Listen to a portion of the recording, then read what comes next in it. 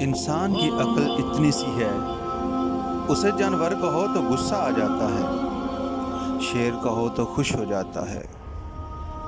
کبھی کبھی ہم تھک جاتے ہیں یہ ثابت کرتے کرتے کہ بے شک ہمارا طریقہ غلط تھا پر ارادہ نہیں۔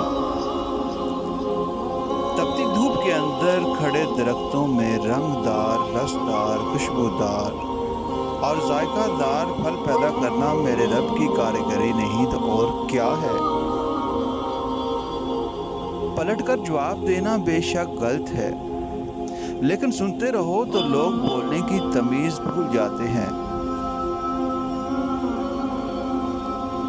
بڑے لوگوں کی بڑی بڑی خدمات کرنے کے بجائے چھوٹے لوگوں کی چھوٹی چھوٹی ضروریات پوری کریں۔